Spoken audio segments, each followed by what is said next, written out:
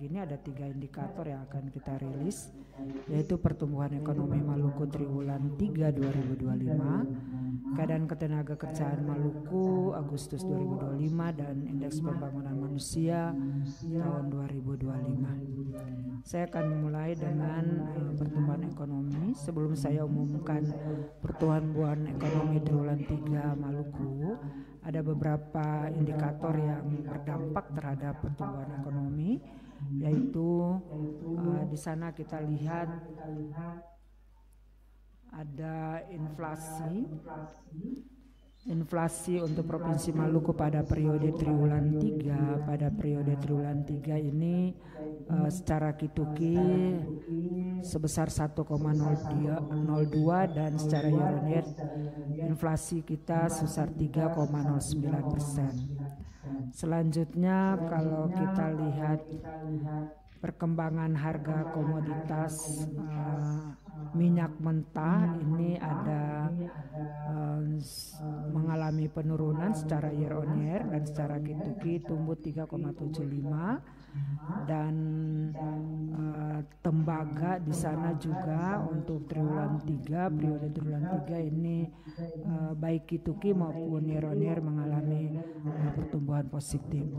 Selanjutnya kita punya nilai tukar petani. Nilai tukar petani ini terus mengalami penurunan di bawah 100, baik Kituki maupun year-on-year mengalami penurunan negatif atau mengalami kontraksi, dengan rata-rata NTP pada periode triwulan 3 hanya mencapai 97,39%. Kemudian untuk beberapa kelompok subsektor ini sebagian juga ada yang turun. Yang turun ini perkebunan dan tanaman pangan, sedangkan yang naik hortikultura baik Kituki maupun year-on-year, dan perikanan sedikit naik untuk Kituki, namun year-on-year mengalami penurunan atau pertumbuhan negatif. Kemudian produksi perikanan kita ini mengalami peningkatan signifikan pada triwulan 3. Hal ini lebih disebabkan cuaca dan musim. Untuk year-on-year kalau kita bandingkan dengan periode yang sama di tahun sebelumnya. Kemudian kita punya perusahaan hutan, pengusahaan hutan alam untuk di daerah kita ini mengalami penurunan baik Kituki maupun year-on-year. Selanjutnya Bapak Ibu, kita lihat di realisasi APBN Provinsi Maluku. Di sana kita untuk total belanja ini masih di triwulan 3 masih minus 15,8%, sedangkan belanja pegawai kita ini juga masih tumbuh negatif, belanja modal juga. Jadi untuk semua komponen belanja kita masih tumbuh negatif. Jadi secara total realisasi belanja pegawai APBD untuk triwulan 3 ini mencapai 1,2 triliun. Ini turun kalau kita bandingkan dengan triwulan 2 sebelumnya, karena di triwulan 2 itu Bapak Ibu ada gaji 13 juga ya di situ yang bisa berdampak. Kemudian kita punya tingkat penghunian kamar hotel juga, ini Bapak Ibu secara Kituki naik namun secara year-on-year turun, dan hotel 0 bintang juga fenomenanya sama. Untuk mobilitas penumpang transportasi laut, udara maupun ASDP ini sebagian besar turun, kecuali angkutan udara secara Kituki naik 10,55%. Jadi jumlah penumpang yang berangkat di triwulan 3 ini yang menggunakan transportasi udara yang secara Kituki naik itu ada 115.000 orang, jadi naik sekitar 10,55%. Ekspor kita Bapak Ibu di sana kita lihat untuk triwulan 3 naik 24,44%, namun impor kita mengalami penurunan baik Kituki maupun year-on-year. Selanjutnya ekspor bara migas dan non migas. Ekspor migas kita sepanjang triwulan 2025 juga, bahkan dari 2022 ini ya masih nol. Sedangkan ekspor non migas kita mengalami peningkatan baik Q2Q maupun year on year. Kemudian impor baik migas maupun non migas ini impor migas dulu mengalami pertumbuhan negatif baik Q2Q maupun year on year. Sedangkan non migas ini kita pertumbuhan positif Q2Q dan year on year mengalami pertumbuhan negatif. Dengan beberapa indikator yang tadi kami sampaikan, pertumbuhan ekonomi triwulan 3 kita mencatat sebesar 4,31%, 4,31% secara year on year, dan secara Q2Q 4,03%. 4,03% dengan PDRB kita atas dasar harga konstan sebesar 9,8 triliun, sedangkan atas dasar harga berlaku 16,7 triliun. Jadi Bapak Ibu, kita punya angka pertumbuhan ekonomi ada 3, secara year on year 4,31, secara Q2Q 4,03%, dan secara kumulatif C2C 4,25%. Selanjutnya perkembangan trennya Bapak Ibu bisa lihat di layar. Jadi tren Q2Q kita lihat sepanjang tahun dari 2021 pada triwulan 3 ini tercatat pada triwulan 3 2025 ini cukup signifikan, artinya sangat tinggi dibanding triwulan 3 beberapa tahun sebelumnya. Jadi kalau kita lihat di 2024 hanya mencapai 3,11, kemudian di 2023 0,10, 2022 1,33 dan 2021 0,24. Jadi di tahun ini pertumbuhan ekonomi secara Q2Q cukup bagus 4,03. Selanjutnya untuk pertumbuhan year on year kita sedikit mengalami kenaikan. Di triwulan 1 kita capai 5,07, turun signifikan 3,39 dan naik sedikit ya belum 1% ya, tetapi sudah di atas angka 3, 4,31. Kemudian secara C2C ini juga pertumbuhan kita sedikit melambat dari 5,34 di 2024 sekarang jadi 4,25. Ya, kita berharap nanti di triwulan 4 secara C2C apakah bisa mencapai angka 5 atau tidak, ya kita lihat nanti perkembangan kinerja ekonomi kita 3 bulan ke depan. Selanjutnya Bapak Ibu, kalau kita melihat menurut lapangan usaha, distribusi PDRB kita menurut lapangan usaha, di sana secara Q2Q yang tumbuh positif ada beberapa di sana. Pertanian, kehutanan, perikanan tumbuh 7,80%, kemudian yang perdagangan juga tumbuh positif, konstruksi juga tumbuh positif.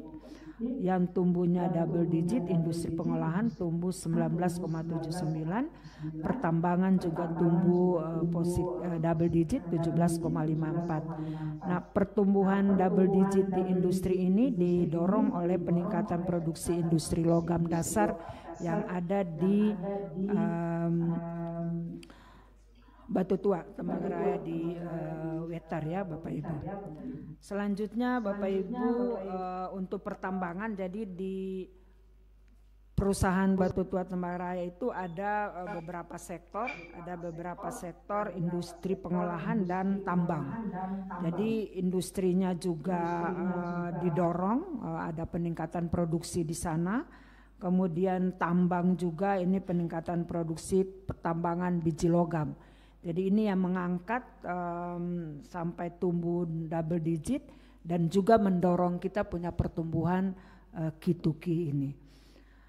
Selanjutnya untuk pertanian kita juga didorong oleh beberapa komoditas tanaman pangan yang mendorong pada periode triwulan 3 ini sehingga tumbuh secara Q2Q 7,80%. Selanjutnya kalau kita lihat secara tahunan year on year ini masih pertanian tumbuh 7,94. Namun di sana Bapak Ibu kita lihat untuk lapangan usaha administrasi pemerintahan ini baik Q2Q maupun year on year masih tumbuh negatif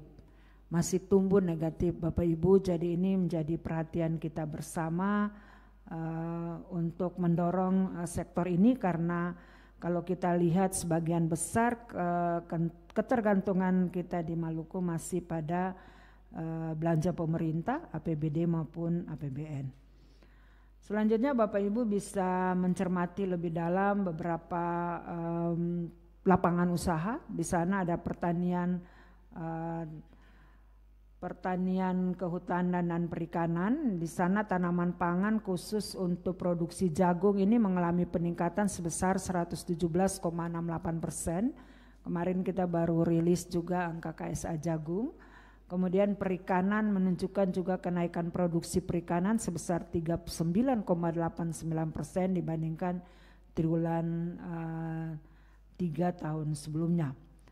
Kemudian Bapak Ibu kalau kita lihat tadi untuk lapangan usaha administrasi pemerintah yang tumbuhnya negatif atau mengalami kontraksi, ini karena penurunan realisasi belanja pegawai APBN sebesar minus 20,12% di triwulan 3 2025 ya, triwulan 3 2025. Kemudian realisasi belanja pegawai APBN non fungsi pendidikan kesehatan ini mengalami pertumbuhan sebesar masih tumbuh negatif juga 14,34. Ini yang mendorong di lapangan usaha ini kita masih mengalami kontraksi. Kemudian perdagangan besar dan eceran ini tumbuh 5,23. Ini meningkatnya nilai penjualan perdagangan retail sebesar 15,41%. Kemudian pertumbuhan penjualan kendaraan bermotor roda 2 juga tumbuh 25,51%. Pada lapangan usaha konstruksi ini mengalami pertumbuhan juga yang positif. Ada belanja barang pemeliharaan gedung, bangunan, jalan, jembatan. Jadi triwulan 3 sudah mulai berproses, ini mengalami peningkatan 19,61%. Kemudian realisasi pengadaan semen di Maluku pada triwulan 3 juga mengalami peningkatan 126,11%. Sumber pertumbuhan Bapak Ibu dari 4,31 sumber pertumbuhan terbesar ada di pertanian, kehutanan dan perikanan. Yang dari 4,31 itu ada 1,83% tumbuh di sektor tersebut. Kemudian Bapak Ibu kalau kita lihat menurut pengeluaran, pada kelompok pengeluaran dari sisi pengeluaran beberapa komponen yang tumbuh positif ini konsumsi rumah tangga secara Q2Q, PMTB, konsumsi pemerintah juga tumbuh positif. Ekspor kita juga tumbuh double digit, namun yang tumbuh mengalami kontraksi konsumsi LNPRT dan impor. Jadi ini dengan pertumbuhan Q2Q 4,03 ini yang tumbuhnya ekspor 14%, namun konsumsi rumah tangga kita juga belum terlalu bagus, tumbuhnya hanya 0,14%. Kemudian kalau dari pertumbuhan year on year 4,31 year on year ini kita punya konsumsi rumah tangga tumbuh 3,44%, namun konsumsi pemerintah juga masih sangat kecil, tumbuh 0,32%. Jadi kita berharap pada beberapa komponen ini perlu didorong lagi untuk triwulan berikut agar pertumbuhan kita di akhir tahun atau secara kumulatif akan memberikan dampak yang positif juga untuk kinerja ekonomi kita di Maluku. Selanjutnya Bapak Ibu beberapa komponen bisa kita lihat di sana pada kelompok konsumsi rumah tangga, ada kelompok makanan non makanan, ini juga ada liburan sekolah, itu bisa mempengaruhi tahun ajaran baru juga untuk sekolah, perayaan HUT negara NKRI, HUT GPM, ada HUT beberapa kabupaten kota, ini juga yang mendorong pada konsumsi rumah tangga. Kemudian untuk pembentukan modal tetap bruto ini tumbuh positif karena ada pengadaan semen ya, di sana ada belanja barang, pemeliharaan gedung, bangunan, jalan dan jembatan. Kemudian pengeluaran konsumsi LNPRT ini juga mengalami perlambatan pertumbuhan. Ada beberapa, walaupun demikian ada beberapa kegiatan seperti kerjasama antar AMGPM Kota Ambon dan pemerintah Kota Ambon dalam lomba ini ya, lomba gerak jalan indah. Nah ini juga bisa berdampak ya. Untuk kemudian ekspor luar negeri kita nih, volume nilai ekspor ini berturut-turut tumbuh positif. Dan ekspor luar negeri juga ini didorong oleh kita punya ekspor ikan dan udang yang sebesar 56,52%, ada kopi, teh, rempah-rempah juga cukup signifikan 87,87%. Nah sumber pertumbuhan dari sisi pengeluaran Bapak Ibu kita lihat di sana dari 4,31% ada 2,07 yang diberikan oleh komponen konsumsi rumah tangga. Jadi konsumsi rumah tangga ini sumber pertumbuhan tertinggi ya sebesar 2,07%. Kemudian kalau kita banding antar wilayah, struktur perekonomian di Indonesia secara parsial, Pulau Jawa memang memberikan kontribusi terbesar terhadap PDB kita yaitu sebesar 56,68%. Kita hanya berikan, itu pun kita sudah gabung dengan Maluku Papua, itu kita berikan hanya 2,69% dengan pertumbuhan 2,68%.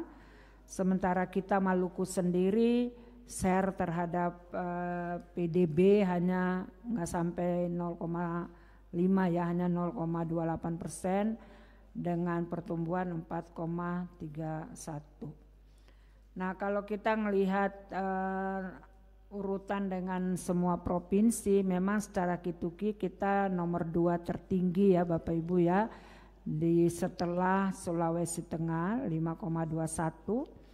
Namun kalau kita lihat year on year, nomor 1 itu Maluku Utara yaitu sebesar 39,10, kita berada di urutan ke-29. Pertumbuhan ekonomi kita paling rendah itu Papua Tengah mengalami kontraksi 16,11%. Kemudian kalau situsi kita berada di urutan ke-30, masih Maluku Utara juga yang nomor 1 dan yang paling rendah Papua Tengah mengalami pertumbuhan yang negatif. Secara ringkasan Bapak Ibu bisa baca di sana bahwa pertumbuhan ekonomi Maluku tercatat 4,31% secara year on year, mengalami perlambatan dibanding dengan triwulan 3 2024 yang tumbuh sebesar 6,24%. Perlambatan ini dikarenakan pertumbuhan negatif pada beberapa sektor-sektor potensial. Dari sisi produksi, penyumbang utama pertumbuhan ekonomi kita yaitu lapangan usaha pertanian, kehutanan perikanan dan perdagangan besar eceran. Sementara dari sisi pengeluaran, pertumbuhan ekonomi Maluku triwulan 3 didorong oleh pengeluaran konsumsi rumah tangga dan PMTB atau pembentukan modal tetap bruto. Selanjutnya Bapak Ibu kita masuk di indikator yang kedua yaitu indeks pembangunan manusia. Perkembangan indeks pembangunan manusia di Maluku kita mengalami kenaikan, naik sebesar 0,69 poin atau 0,94% dari 73,4 naik 74,09 dan kita sudah masuk dalam kategori tinggi. Capaian komponen ini dibentuk oleh umum umur harapan hidup, rata-rata lama sekolah, harapan lama sekolah, dan pengeluaran real per kapita per tahun. Jadi umur harapan hidup saat lahir pada saat ini itu mencapai 71,02 tahun. Rata-rata lama sekolah 10,51 tahun. Jadi rata-rata anak yang atau penduduk yang sudah selesai sekolah itu rata-ratanya berkisar 10 sampai 51 tahun ya, berkisar di SMA ya, SMA kelas 1 atau kelas 2. Itu rata-rata Bapak Ibu, sedangkan rata-rata juga untuk harapan lama sekolah. Jadi ketika usia sekolah dia berharap bisa sekolah sampai di level diploma 2 atau tingkat 2, bisa sampai tingkat 3 di 14,10 tahun. Kemudian pengeluaran real per kapita itu yang disesuaikan 9,9 juta per kapita per tahun. Kemudian kalau kita lihat perkembangan menurut dimensi komponen-komponen pembentuk IPM tadi, untuk harapan hidup ini terus naik Bapak Ibu. Di 2020 kita dari 69 sekarang sudah naik sampai usia 71 dengan perkembangan fasilitas kesehatan yang bagus ya, harapan hidup juga semakin bagus. Kemudian hidup layak juga dari pengeluaran real dari 8,7 juta sudah naik menjadi 9,9 juta. Kemudian kalau kita lihat juga harapan lama sekolah, ini kita dari 13 tahun sudah juga naik sampai 14 tahun. Dan rata-rata lama sekolah, tadi harapan lama sekolah ya, rata-rata lama sekolah dari 9 tahun sudah mencapai hampir 11 tahun, 10,51. Kemudian Bapak Ibu kalau kita lihat menurut daerah atau kabupaten, IPM paling tinggi itu ada di Kota Ambon. Kota Ambon sudah mencapai 83 dan sudah masuk kategori sangat tinggi, 83,97, dan yang paling rendah ada di Kepulauan Tanimbar sebesar 68,47. Ya, ini Bapak Ibu bisa lihat sesuai komponen pembentukan IPM. Jadi yang ranking 1 itu ada di Kota Ambon dan yang paling terakhir tuh ada di Kepulauan Tanimbar. Kemudian ini rata-rata pertumbuhan IPM. Di sana memang pertumbuhan IPM tertinggi dicapai oleh Kabupaten MBD yaitu sebesar 1,45%, sedangkan yang terendah Kabupaten SBB. Kota Tua dan SBB ini pertumbuhan IPM lebih rendah ya dibanding rata-rata pertumbuhan selama tahun 2020 sampai 2024. Sebaliknya ada 9 kabupaten lainnya ini mengalami pertumbuhan yang lebih tinggi dibanding rata-rata pertumbuhan selama periode tersebut. Ringkasannya IPM di Maluku mencapai 74,09 atau meningkat sebesar 0,94%. Kemudian pertumbuhan IPM kita ini lebih tinggi ya dibanding pertumbuhan di tahun sebelumnya. IPM Maluku masuk kategori tinggi. Kemudian mulai tahun 2024 BPS menyajikan angka IPM untuk kabupaten kota Bapak Ibu. Jadi kabupaten yang mengalami pertumbuhan tertinggi Maluku Barat Daya walaupun IPM-nya juga masih rendah, sedangkan kabupaten pertumbuhan yang rendah itu ada di Seram bagian barat. Terakhir kita masuk di tenaga kerja. Ya, Bapak Ibu untuk ketenagakerjaan ini kita potret kondisi Agustus 2025. Agustus 2025 dengan posisi jumlah penduduk usia kerja kita ini sebesar 1,4 juta orang dengan kenaikan ya. Jadi di usia kerja ini mengalami kenaikan 22,94 ribu orang. Jadi ada peningkatan Bapak Ibu. Kemudian dari penduduk usia kerja ini terdiri dari angkatan kerja dan bukan angkatan kerja. Ini semuanya naik, angkatan kerja naik, bukan angkatan kerja juga naik. Angkatan kerja terdiri dari pengangguran dan yang bekerja, semuanya juga naik. Kemudian dari yang bekerja ini ada di kategori lagi pekerja paruh waktu, ini naik, sementara pekerja penuh dan setengah pengangguran mengalami penurunan. Jadi terjadi penyerapan tenaga kerja sebanyak 14,77 ribu orang ya sepanjang periode 1 tahun ya, kita bandingkan dengan Agustus tahun lalu. Selanjutnya ya, ini perkembangan TPAK kita. TPAK kita kalau kita bandingkan Agustus dengan Agustus, Bapak Ibu, sedikit mengalami kenaikan. Jadi kalau kita lihat menurut jenis kelamin, TPAK laki-laki ini jauh lebih tinggi daripada TPAK perempuan, dan terjadi kenaikan ya, TPAK terjadi pada penduduk laki-laki, sementara yang perempuan mengalami penurunan. Selanjutnya kita lihat tingkat pengangguran terbuka ya, tingkat pengangguran terbuka kita naik ya menjadi 6,27%. 6,27% ini Bapak Ibu bisa lihat di sana. Kemudian dari 6,27 itu sekitar 61,75 ribu orang yang masuk dalam kategori pengangguran. Kemudian kalau kita lihat menurut jenis kelamin, laki-laki penganggurannya sedikit lebih rendah dibanding perempuan, yaitu masing-masing 5,90 TPT-nya dan 6,80. Sedangkan menurut kota desa itu pengangguran di perkotaan jauh lebih tinggi dari pedesaan, yaitu sebesar 8,11 dibanding dengan 4,98%. Selanjutnya Bapak Ibu, kalau kita lihat penyerapan tenaga kerja di 17 kategori lapangan usaha, yang paling banyak sektor menyerap tenaga kerja itu ada di pertanian, kehutanan dan perikanan ya, kurang lebih 30,58% orang bekerja di sektor ini, diikuti dengan sektor perdagangan dan yang nomor 3 sektor industri.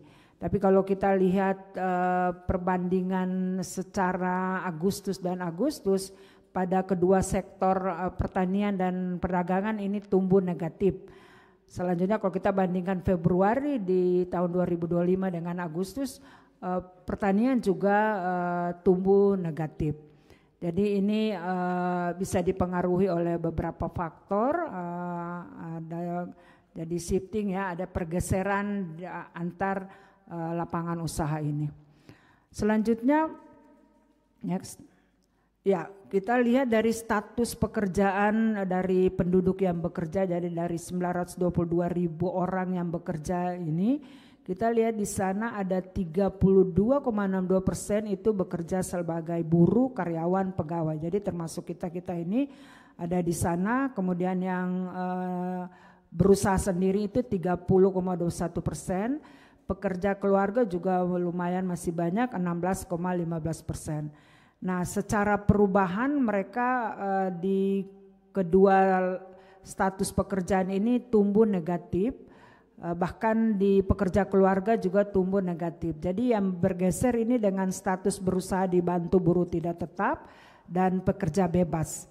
Selanjutnya untuk kalau kita banding Februari dan Agustus ini juga tumbuh justru sebaliknya ya, di status buruh atau pegawai ini dan berusaha sendiri ini tumbuhnya positif.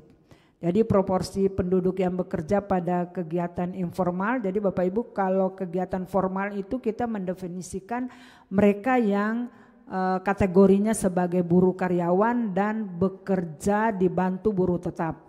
Jadi formal kita ini masih sangat sedikit, 33,94%, sementara informal kita ini 66,06%. Jadi informal kita ini naik jika dibandingkan dengan kondisi Agustus tahun lalu. Ya, selanjutnya, nah kalau kita melihat kualitas tenaga kerja kita dari pendidikan yang ditamatkan oleh mereka yang bekerja, di sana kita lihat penduduk bekerja yang berpendidikan SD ke bawah ini sedikit mengalami penurunan jika dibandingkan dengan tahun sebelumnya. Kemudian penduduk yang bekerja lulusan D4, S1 sampai S3 ini mengalami kenaikan ya, dari 13,67% naik 16,54%. Walaupun demikian kualitas tenaga kerja kita juga masih rendah. Ini kita lihat di sana ada SD ke bawah saja 24%, sementara yang diploma sampai S3 hanya 16%. Jadi pada kualitas pendidikan dari tenaga kerja kita ini juga perlu ditingkatkan. Selanjutnya kita lihat dari jam kerja Bapak Ibu, jadi proporsi pekerja penuh pada Agustus 2025 ini turun ya jika dibandingkan dengan tahun lalu dari 6 ini yang pekerja penuh ya, pekerja penuh dari Agustus 63 turun ke 61%. Sedangkan tingkat setengah pengangguran ini mengalami kenaikan dari Februari, tetapi kalau dibandingkan dengan Agustus mengalami penurunan. Sedangkan tingkat pekerja paruh waktu ini naik dari 24% naik menjadi 27%. Ya, kemudian ini kita lihat tingkat pengangguran menurut kabupaten kota Bapak Ibu, ya jelas-jelas di Ambon penganggurannya paling tinggi, double digit ada 11,37%, sedikit mengalami penurunan, sedangkan kabupaten yang punya pengangguran yang paling sedikit itu ada di Buru Selatan, hanya sebesar 1,29%. Ya, kita menyadari bahwa di kota Ambon ini banyak penduduk usia kerja datang mencari pekerjaan di wilayah kota Ambon. Demikian, ini ada ringkasan sedikit Bapak Ibu, saya bacakan dari 1,47 juta penduduk usia kerja tadi ada 984.000 orang yang di kategori angkatan kerja. Jadi TPAK kita ini mencapai 66,66%. Dari itu ada 61,75 ribu orang atau 6,27% dari total angkatan kerja itu dikategori sebagai pengangguran. Jadi pengangguran tersebut naik dari 2,65 ribu orang dibandingkan dengan tahun lalu Agustus 2024. Proporsi pekerja penuh dan setengah pengangguran ini juga turun Bapak Ibu. Kemudian 3 lapangan usaha dengan penyerapan tenaga kerja terbanyak adalah pertanian, kehutanan dan perikanan. Selanjutnya perdagangan besar dan eceran dan industri pengolahan. Jadi itu ada beberapa 3 sektor atau lapangan usaha yang menyerap tenaga kerja terbanyak. Demikian, terima kasih. Wassalamualaikum warahmatullahi wabarakatuh. Shalom, Om, Santi, Santi, Santi, Om. Selesai.